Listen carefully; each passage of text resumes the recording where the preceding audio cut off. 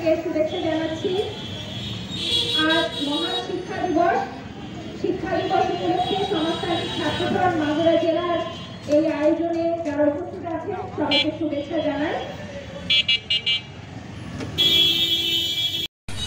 আমরা 1965 সাল যখন শিক্ষা দিবসের উৎপত্তি, সেই সময় থেকে শিক্ষা দিবস পালন করছি।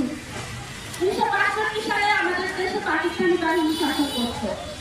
সেই সময়ে যে শিক্ষানীতি প্রণীত হয়েছিল, ছাত্র সমাজ এবং সেই সাথে আমাদের শ্রমজীবী পেশাজীবী মানুষ সকলে মিলে একটা বড় আন্দোলন গড়ে তুলেছিল। সে সময়ে এস.এম. শরীফের নেতৃত্বে যে শিক্ষা কমিশন গড়ে উঠেছিল তার বিরুদ্ধে। তাহলে সেই সময়ে কেন শিক্ষা কমিশনের বিরুদ্ধে আন্দোলন করতে হয়েছিল সেটা আমার আগের বক্তারা বলেছেন।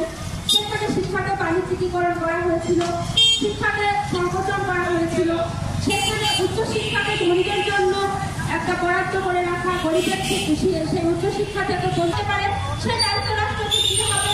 শিক্ষার আর্থিক দায়িত্ব রাষ্ট্রকে নিয়ে তার ভবিষ্যৎ প্রজন্মকে শিক্ষিত করে গড়ে তুলতে হবে। একটা জাতির ভবিষ্যৎ প্রজন্ম যত শিক্ষিত হবে সেই জাতি তত উন্নত হবে, আমরা সেটা মনে করি।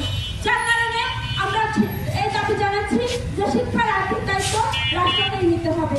সেই সাথে আমরা কিরকম শিক্ষা ব্যবস্থা চাই সেটা আমরা আমাদের সংগঠনের শিক্ষা ব্যবস্থা গড়ে তোলার দাবিতে সংগঠিত হন।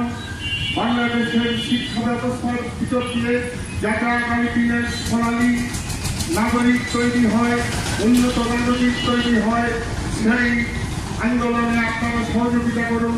এই কথা বলে সবাইকে অভিনন্দন জানিয়ে আমি আমার বক্তব্য শেষ করছি। সবাইকে ধন্যবাদ।